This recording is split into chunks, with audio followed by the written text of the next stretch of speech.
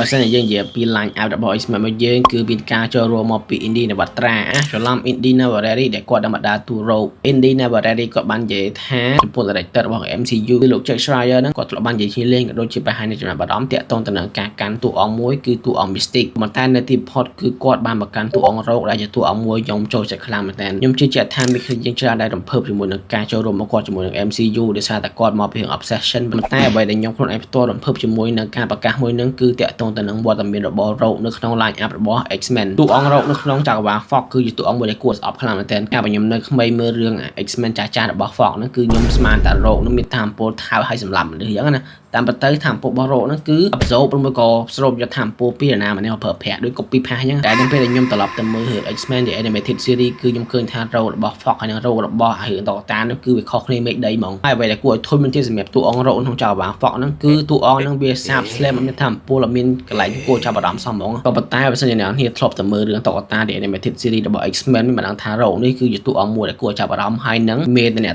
ជាមួយនឹងតួអង្គផ្សេងៗប្លែកៗមែនទែន Rogue នៅក្នុងតកតាគឺចេះហោះកលាំងខ្លាំងមានការ copy ឬមួយក៏ការស្រូបយកថាមពលពីតួអង្គណាមួយមកប្រើប្រាស់វាអាចស្រូបទាញចំណេះដឹងរបស់នរណាម្នាក់មកប្រើប្រាស់មករយៈពេលអញ្ចឹងហើយខ្ញុំសង្ឃឹមថា MCU X-Men នឹងធ្វើឲ្យតួអង្គ Rogue នេះស្រូបយកថាមពលមកពី Carol Danvers ឬមួយក៏ Captain Marvel របស់យើងដោយសារតែតួអង្គហ្នឹងនៅក្នុង MCU គឺគេកវត្តចោលហើយអញ្ចឹងទៅអាចសម្រាប់តួអង្គហ្នឹងដើម្បីយកថាមពលនឹងឲ្យ Rogue ដូចក្នុងតកតាអញ្ចឹងទៅពេលដែល Rogue ស្រូបយកថាមពលរបស់ Carol Danvers ទៅ Rogue នឹងចេះហោះហើយនឹងមានកម្លាំងខ្លាំងអញ្ចឹងទៅថាវាប្លែកពីរដងគឺថាមពលហ្នឹងវាមានរយៈពេលយូរវាអត់អស់តែបើសិនជារោគស្រូបថាមពលគេផ្សេងគឺថាមពលនេះវាប្រើបាន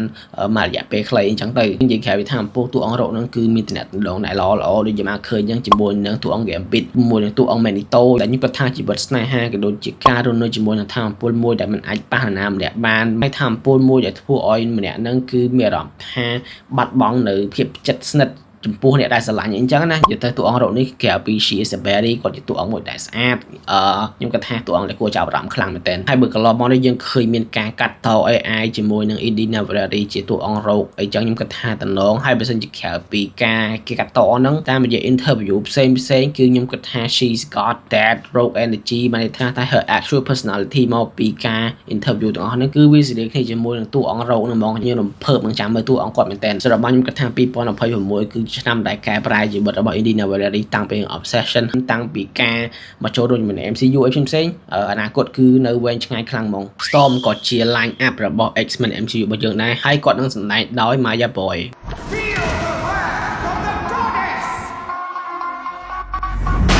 តាមខ្ញុំឆែកមើលគឺ Maya Boy គាត់គឺជាអ្នកដែលសិក្សាខាង musical theater បានន័យថាតាក់ទងទៅនឹងខាងគាត់តន្ត្រីឬក៏គាត់ចម្រៀងហើយបើសិនជាមើលតាម TikTok របស់គាត់ឬមួយក៏ social media របស់គាត់គឺគាត់មានសម្លេងប្រួស Roman Roll មួយក៏ Storm គាត់គឺជា co-leader ឬមួយក៏អ្នកដឹកនាំសហការគ្នាជាមួយនឹង Cyclops ដើម្បីដឹកនាំឬមួយក៏ lead ក្រុម X-Men បើសិនជាយើងនិយាយអំពីបុគ្គលិកលក្ខណៈនៃថាមពលរបស់តួអង្គនារីស្បែកខ្មៅ superhero មួយនេះគឺថាថាមពលរបស់គាត់គឺវាមានលក្ខណៈផ្សារភ្ជាប់គ្នាជាមួយនឹងបិតាធម្មជាតិដែលថាគាត់អាចគ្រប់គ្រងឬក៏បជានៅអាកាសធាតុក៏ដូចជាបរិយាកាសជុំវិញផ្សេងចង់បានភ្លៀងចង់បានត្រជាក់ចង់បានក្តៅធ្លាក់ព្រិលបាញ់ផ្ទះបានចោះអាប់និយាយទៅគឺ Marketplay ហើយប្រភេទ power មួយហ្នឹងគឺវាកម្រមែនទេនៅក្នុងបែប superhero ហើយពីការមើលឃើញរបស់មនុស្សខុសៗគ្នាវាអាចជាថាមពលដែលព្រះប្រទានឲ្យវាអាចជាថាមពលតាក់ទងទៅនឹងវិតាមុន sorcerer អីចឹងណានិយាយទៅវាគឺជាថាមពលមួយដែលមានឥទ្ធិពលមានអំណាចមហិមាខ្លាំងហ្មងតែមួយក្នុងចំណុចខ្សោយរបស់ Storm ហ្នឹងគឺតាក់ទងទៅនឹង claustrophobia ឬមួយក៏ភាពភ័យខ្លាចក្នុងឡានចរិតចាំតែពីកុមារភាពគឺ Storm បានជួបនៅបតវហេតុធ្លាក់យន្តហោះមកលើផ្ទះគាត់សកត់នៅគ្រួសារសកត់នៅម៉ែរបស់គាត់អញ្ចឹងហើយ Storm ជាប់នៅក្នុងនឹងឃើញម៉ែខ្លួនឯងស្លាប់វាគឺជារឿងដិតដាមខ្លាំងមែនទែនក្នុងជីវិតរបស់ Storm អ្វីខ្ញុំស្រឡាញ់ចំពោះតួអង្គ Storm មួយទៀតគឺមិនមែនគ្រាន់តែថាមពលអស្ចារ្យថាមពលជាអាកាសធាតុនោះទេតែដល់ពេលដែល Storm ជាអាកាសធាតុគឺគាត់មាន command speech ន័យថានៅពេលដែល Storm ប្រើថាមពលគឺ Storm តែងតែនិយាយពាក្យផ្សេងគ្នាតាក់ទងទៅនឹងការសុំទឹកភ្លៀងការបញ្ជាឲ្យមានរន្ទះបញ្ជាមានអី Ancient sands, heed my command and reclaim these relics of hatred. ស្ដាប់ទៅវាអស្ចារ្យសួរថា Storm ត្រូវតែនិយាយរហូតមែនដើម្បីបញ្ជានៅអាកាសធាតុអីខ្លះ No ប៉ុន្តែអញនិយាយនឹងគឺវាធ្វើឲ្យអាស៊ីនមួយនឹងវាមានអារម្មណ៍ថាមានទម្ងន់វាខ្លាំងជាងមុនតែអញ្ចឹងបានជា Storm របស់ Fox ខ្ញុំមានអារម្មណ៍ថាវាអត់សូវមានអំណាចវាចេញមកដូចរៀងសាបប្រើទៅផ្ទះឆក់អីធម្មតាវាអត់មានអារម្មណ៍ឲ្យថាតួអង្គហ្នឹងគឺវាខ្លាំងឬក៏វា ដូចជា God អីមកពីលើមេឃអញ្ចឹងដោយសារតែ Storm គឺជាតួអង្គមួយដែលថាឈរលើមេឃទៅវា aura farming ដូច Superman អញ្ចឹងគាត់ថា MCU គឺគេនឹងធ្វើឲ្យតួអង្គ Storm នេះ command speech ឬមួយក៏និយាយដើម្បីបញ្ជានៅអាកាសធាតុដូចនៅក្នុងតុក្កតាអញ្ចឹងសារតែអ្នកសម្ដែងដែលគេរើសមកហ្នឹងគឺគាត់មានសម្លេងល្អអញ្ចឹងទៅវាមិនមែនជារឿងមួយដែលនៅសុកកើតឡើងខ្ញុំគិតថាគឺគេមើលទៅលើរឿងអស់ហ្នឹងដែរសរុបមកបើសិនខ្ញុំដឹង Maya Boy Storm នេះគឺជា theatrical debut acting របស់គាត់នៅក្នុងរឿងធំអញ្ចឹងណាជាការសម្ដែងដំបូងកាន់តួអង្គធំជាតួអង្គបែបខ្មៅ superhero នារីទៀតដែលមានថាមពលលយអញ្ចឹងនៅក្នុង X-Men is really an honor ខ្លាំងមែនទែនការប្រកាសអំពីលោក Adam Driver មកក៏ Adam អ្នកបើកបរមកកាន់តួអង្គ Mr. Sinister វាគឺជាតម្រុយមួយដែលថា Mr. Sinister ហ្នឹងឯងគឺជា villain ដំបូងគេដែលយើងនឹងបានឃើញនៅក្នុង X-Men MCU ការបើយើងស្ដាប់ពាក្យចាំ5 9គឺ Adam Driver គាត់នឹងមកកាន់តួអង្គ Magneto ប៉ុន្តែនៅទីបំផុតគឺគាត់មកកាន់តួអង្គ Mr. Sinister ដែលខ្ញុំគិតថា is also a really good pick សិនជានិយាយអំពីតួអង្គ Mr. Sinister ហ្នឹងគឺខ្ញុំអាចប្រៀបធៀបគ្នាជាមួយនឹងតួអង្គមកពី Naruto គឺ Orochimaru តួអង្គពាក្យហ្នឹងគឺជាតួអង្គដែលងប់ងល់ទៅកាន់អាខាងវិទ្យាសាស្ត្រខាងស្រាវជ្រាវ biology ជីវវិទ្យាអីទៅតួអង្គដែលស្ទាក់អារម្មណ៍ប៉ុន្តែឆ្លាតតែថា Orochimaru គឺគាត់រៀង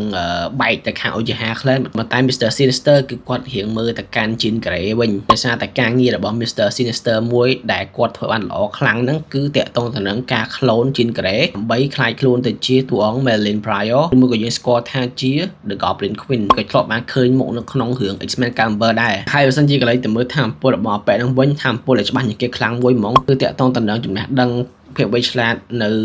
មុខវិជ្ជាផ្សេងជាពិសេសហ្នឹងគឺតាក់ទងទៅនឹងខាងវិទ្យាសាស្ត្រខាង clone DNA ជីវវិទ្យាទាំងអស់ហ្នឹងមួយវិញទៀតច្បាស់ហ្នឹងគឺតាក់ទងទៅនឹងការ regeneration ឬមួយក៏ឡើងឈាមនិយាយថានិយាយទៅដូច Wolverine ហ្នឹងនៅពេលដែលមានរបួសគឺវាសះស្បើយឡើងវិញលឿនតែតួអង្គហ្នឹងក៏មានថាមពលផ្សេងនេះគ្រាន់តែថាខ្ញុំអត់សូវច្បាស់ទេដូចជាថាមពល teleportation គ្រប់គ្រងនៅរបស់បានអាចមាញ់នៅ energy បានអាចអានចិត្តអីបានយើងអត់ច្បាស់ដែរថាមពលទាំងអស់ហ្នឹងប៉ុន្តែអាថាមពលគោលហ្មងគឺតាក់ទងទៅនឹង regeneration ហើយនឹង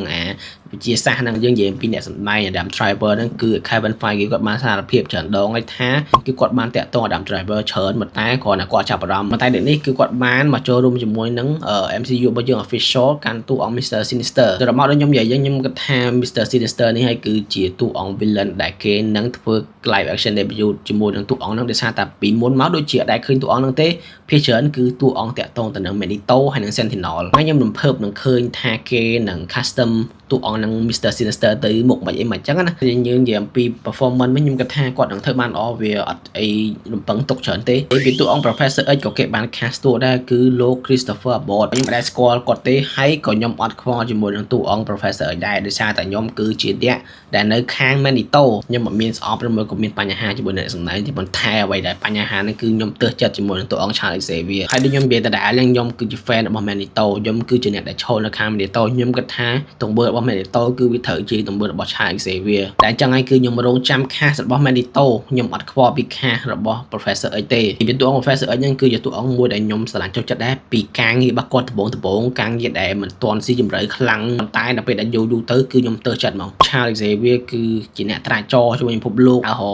រ discover តាក់ទងទៅនឹង mutant ថ្មីហើយម្ដងពេលហ្នឹងក៏បានជួបគ្នាជាមួយនឹង Magneto ជាមិត្តភក្តិអាចនិយាយថាចិត្តនឹងគ្នាដែរហើយនៅពេលដែលយូរទៅគឺ Charles Xavier បានបែកកំណត់បង្កើតនៅសាលា Xavier School ឬមួយក៏ X-Mansion ហ្នឹងដើម្បីប្រមូលឬមួយក៏ចាំបាច់ដែរដែលមានថាមពលពិសេសដែលយើងហៅថា mutant ហ្នឹងដើម្បីឲ្យមានអារម្មណ៍ថាមានគ្នាអត់សូវឯកោហើយនឹងរៀននៅថាមពលរបស់ខ្លួនឯងអញ្ចឹងទៅហើយ Charles Xavier ហ្នឹងក៏ជាអ្នកផ្ដួចផ្ដើមអំពីទស្សនៈដែលថា mutant ហើយនឹង human មនុស្សយើងហ្នឹងគឺអាចរស់នៅជាមួយគ្នាបាន coexist ជាមួយគ្នាប៉ុន្តែនៅពេលដែលយូរទៅក៏វាបានបញ្ជាក់ថាអា theory ឬមួយក៏អាទិសដីថារស់នៅជាមួយគ្នាបានហ្នឹងវាកាន់តែទៅឆ្ងាយទៅដោយសារតែអញ្ចឹងក៏ខ្ញុំចាប់ផ្ដើមយល់ក៏ដូចជាខ្ញុំអាចនិយាយបានថាខ្ញុំទំនួលទៅខាង Magneto ខ្ញុំគិតថាយុទ្ធនាមនុស្សគឺរស់នៅដាច់ពីគ្នាជាជំរឿនល្អបំផុតកុំមកពាក់ព័ន្ធកុំមកប៉ះពាល់ជាមួយគ្នាតែ Charles Xavier នឹងខ្ញុំមានអារម្មណ៍ថារឹងតឹងមានអារម្មណ៍ថាដូចនៅតែជឿ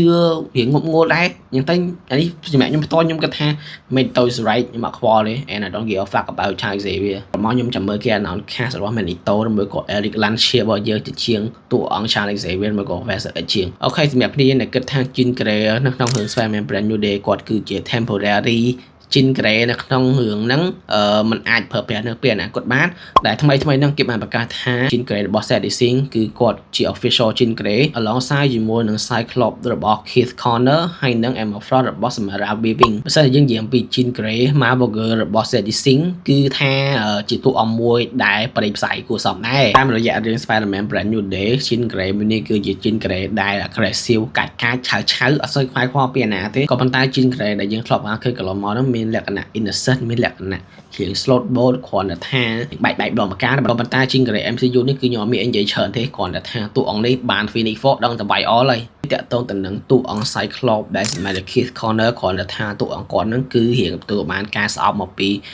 fan ផ្សេងៗតែគេមើលឃើញថាអ្នកសម្ដែងផ្ទាល់ហ្នឹងគឺមានលក្ខណៈ physics soft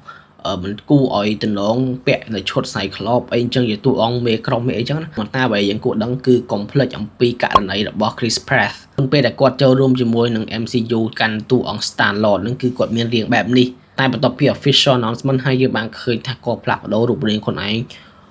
មកតំហឹងមែនតើគឺយើងឃើញខាខុសគ្នាដូចមេដីហ្មងចឹងហើយករណីមួយហ្នឹងគឺកុំទាន់វាតម្លៃតាក់ទងទៅនឹងអ្នកស្បែក Keith Connor ប្រយ័ត្នដូចអាហ្នឹងហើយចុងក្រោយគឺ Emma Frost ដោយ Samara Weaving មិនដែលស្គាល់អ្នកសម្ដែងអីទេប៉ុន្តែខ្ញុំគិតថាបើសិនជាយើងកន្លែងមើលទៅដូច copy paste អញ្ចឹងគឺតួអង្គហ្នឹងសក់មុខរូបរាងរៅមកកាផ្លេហើយ Emma Frost ហ្នឹងគឺតួអង្គដែលអញនិយាយបានថារៀងចេះមិនមែនឆ្លាតណាតួអង្គចេះស៊ីខ្សែតួអង្គដែលអត់ក្បាលស៊ីក្បាលចឹងកតុយស៊ីកតុយ